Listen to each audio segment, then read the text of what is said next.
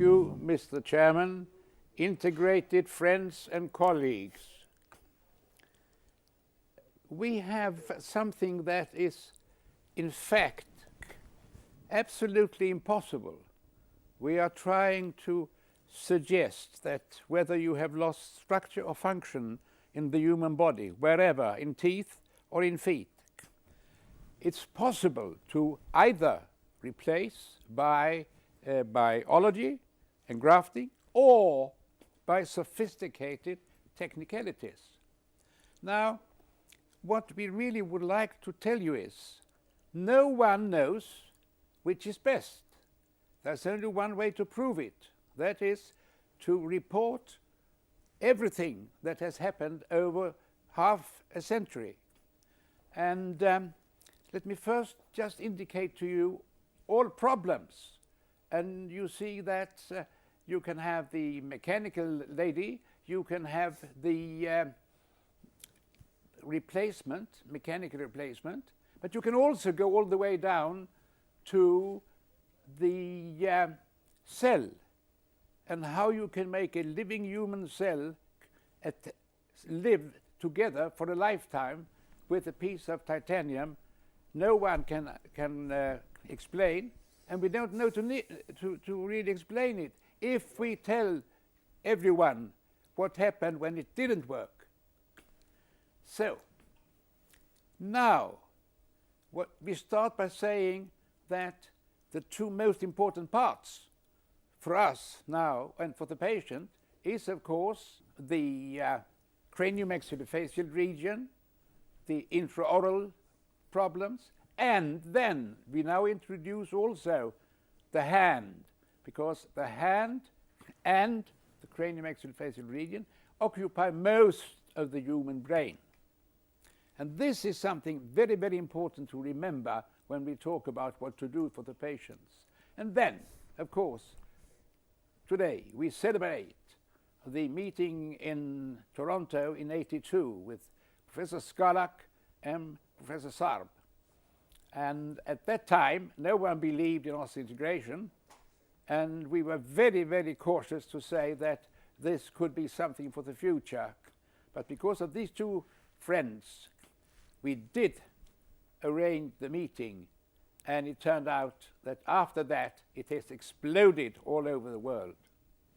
To the right there you see what we suggest is you take a simple piece of titanium, screw-shaped, special design and so forth. You introduce it with very gentle surgery, very gentle engineering, and with control of functional load.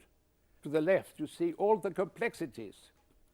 And even if we don't understand how this could work, it doesn't matter if we don't make mistakes and don't hurt the patient.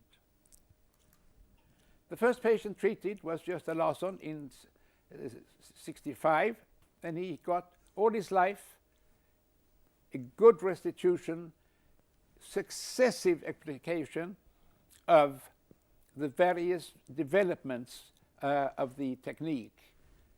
And it turned out that our colleagues in all disciplines where you work in the skeleton participated, critical and also questioning.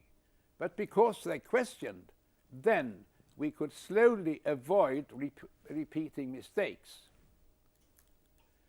This is a very classical picture.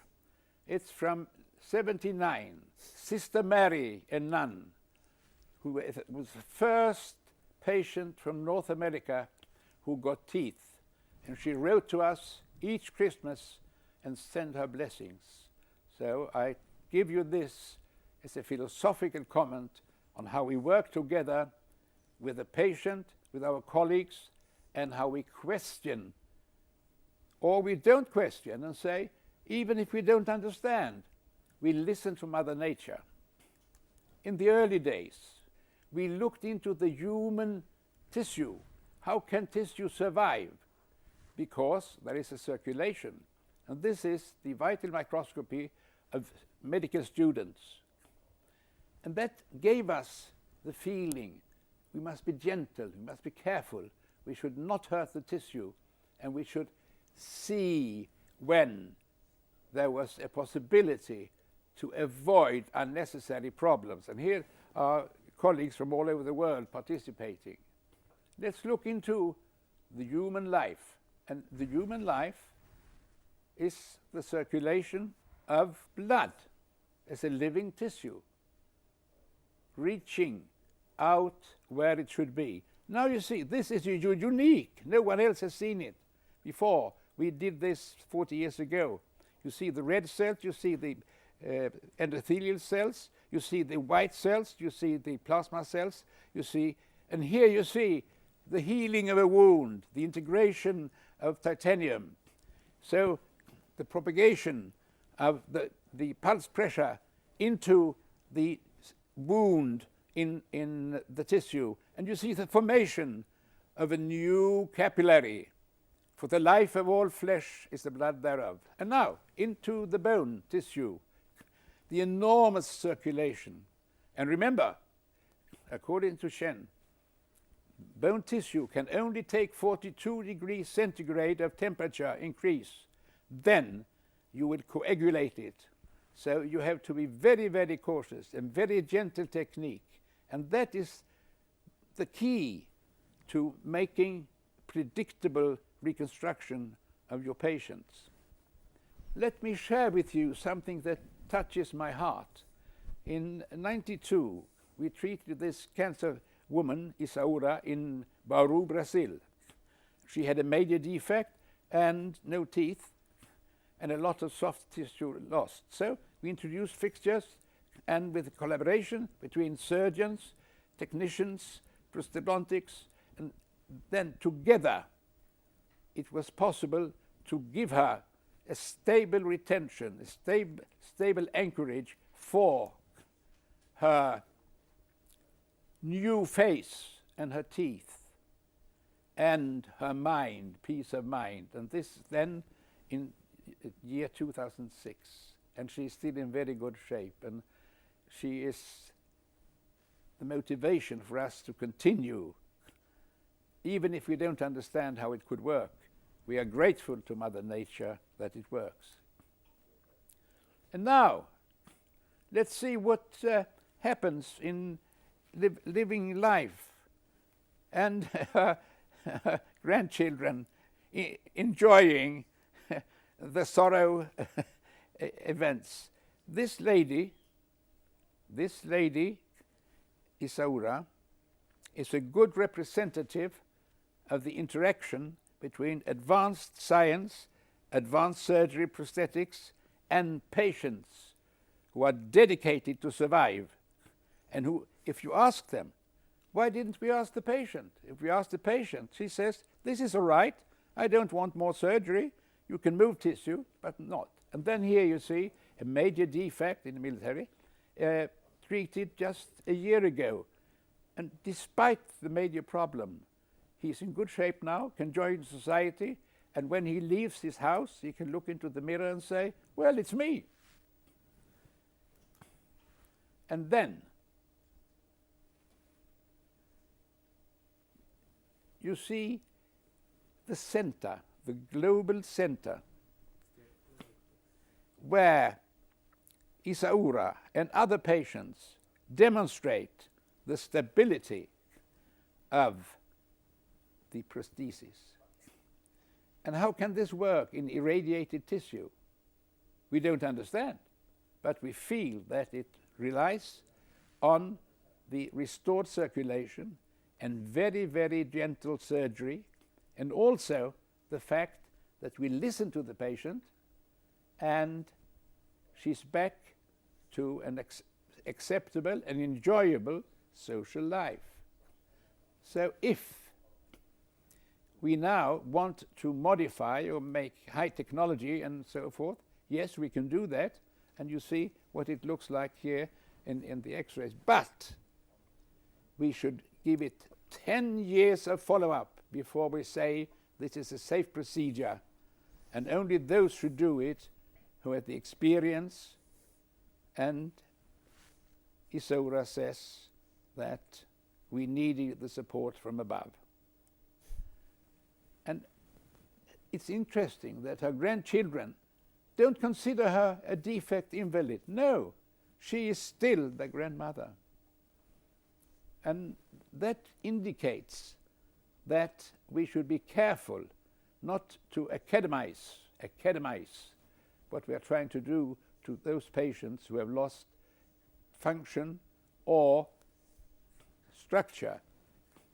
And Isaura is just an example of one of those who work with us, together with us, and explain to us less is more, safe, simple, and then you see this now where there is a major defect and irradiated, and you could of course do major surgery, but if you ask the patient says, no, if I can walk out into the street and no one will look at me in a peculiar manner, this is enough for me. And of course also, since it's a tumor, it can come back and it's irradiated. So it's much better to just do a minimal kind of procedure. But then you will listen to Professor von Steenbergh. He will explain to you that there's a development,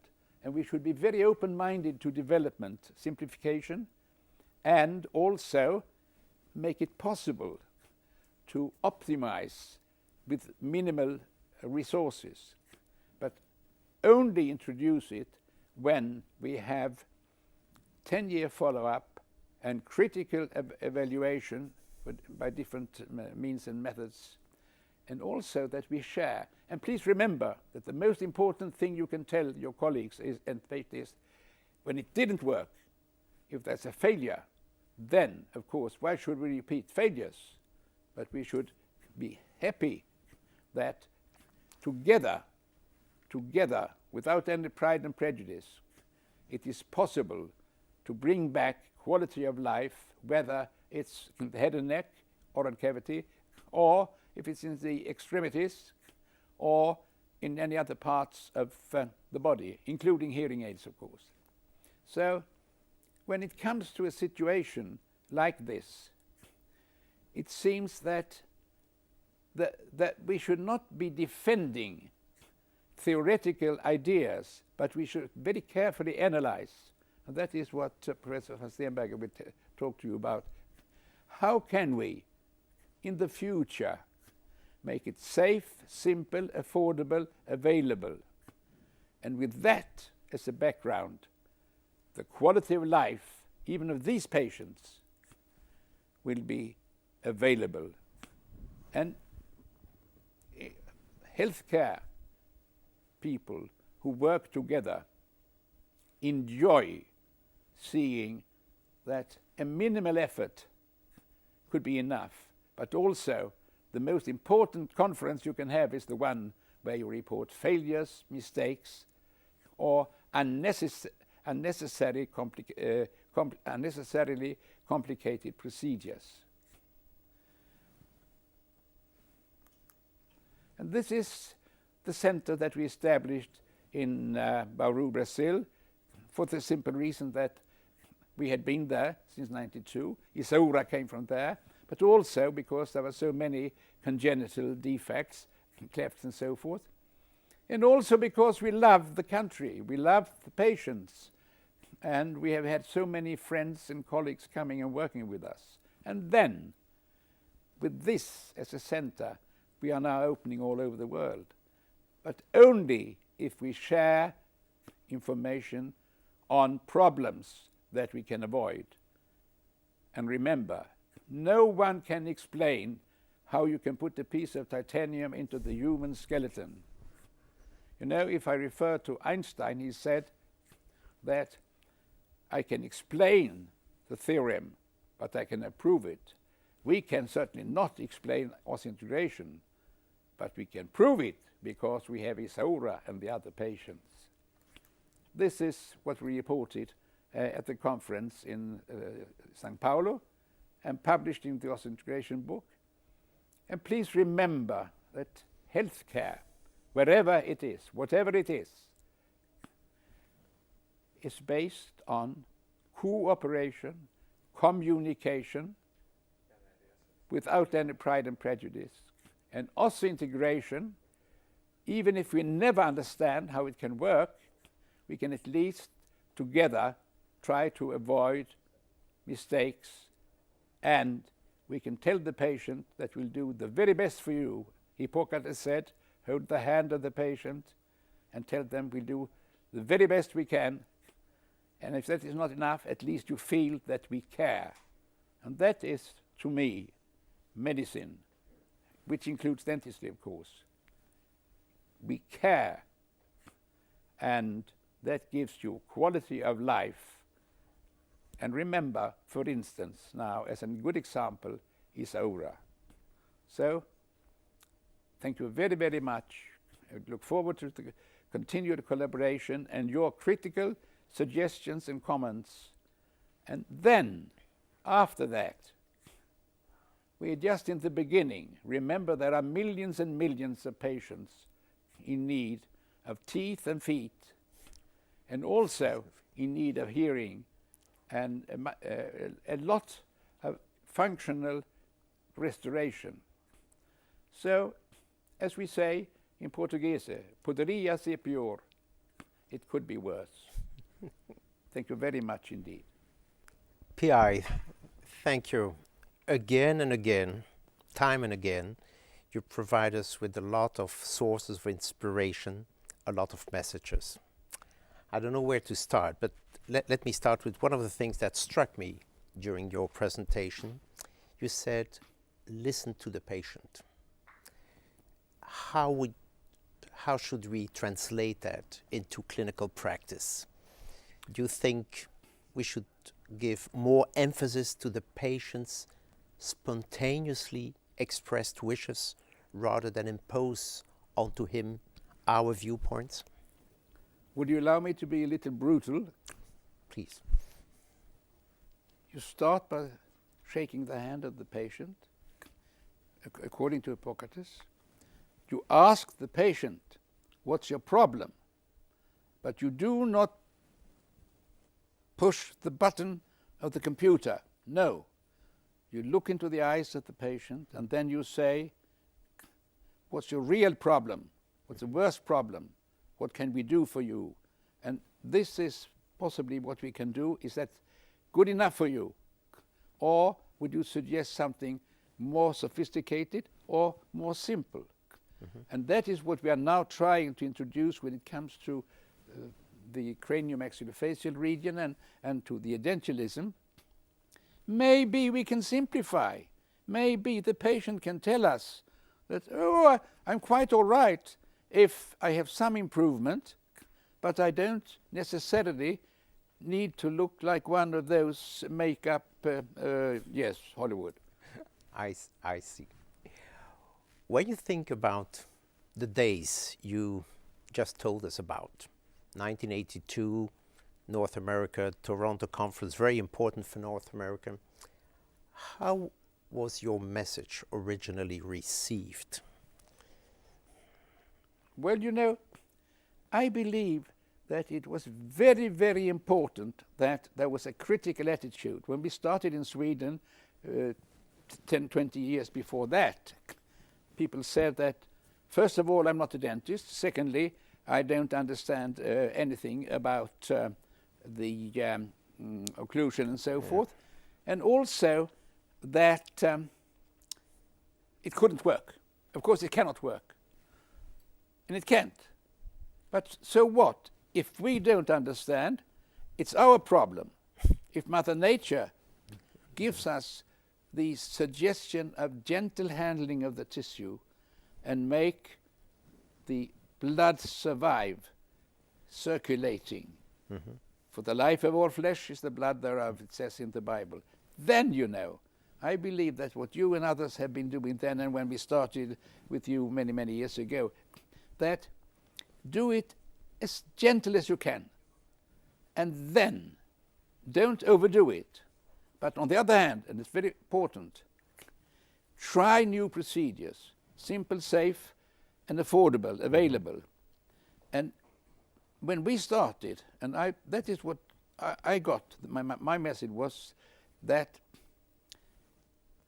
when we tried it first in animals and then in human beings, we didn't really believe that it could work. But the reason why we did it was that we couldn't remove the titanium Chamber. microscope. No. I see.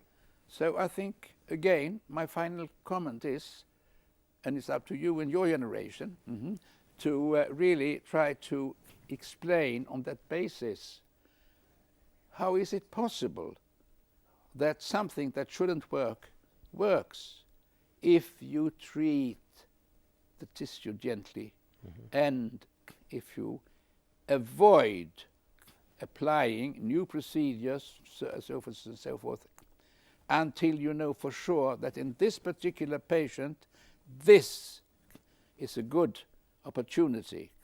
And if you cannot explain how it works, so what if it works, if you do it correctly? Was that philosophical? Yes. I brought for you a few slides that you will probably remember. Our first Tissue Integration Congress in '84 in Brussels. Oh yes, oh yes. Where we insisted that there was a need for legal frameworks for osseointegrated implants, or this course in Holland a bit later, where you will recognize yourself. Leo Koppes. With Leo Koppes, or here our orthopedic meeting in Aruba, and your doctorate honoris causa at Leuven University. Yes. And finally the EOTC, with this cooperation between several centers in Europe. Now, when you think back at all those years, you know the famous song, "Look what they've done to my song, Mom." Would you say, "Look what they've done to my discovery"? It's not my discovery. No. It's a collaboration between all of those who were, like you and others, who were interested in trying to improve the quality of life of our fellow beings, whether they lost a thumb, a tooth, or a limb, or whatever they lost, or made a part of the face. And remember, and this is my final comment, even if you suffer from malignancy and you started to remove, go on, because each day is a gift from above. And if you continue to work on the patients and try to improve their situation, then the patient feels that you believe that they will survive. And I think that that is what together, over the borders of disciplines, we can do. And after all, isn't that what it's all about? Yes. It's a question of trying to minimize the expectations and to optimize according to the academy. Because after all, the philosophy of life is we come, we go, we don't have that calendar, but at least we can tell the patients that we think about you, we'll do our very best for you, and then Hippocrates says, all right, continue with that. Thank you. I think we shouldn't add anything to these final comments. Thank you, PI, for you provided us with science, with philosophy, and with ethics. This is something that will last. Thank you. And thank you for decades of collaboration, because after all, cooperation, communication, and enjoy the smile of the patient. Definitely. Thank you. Thank you.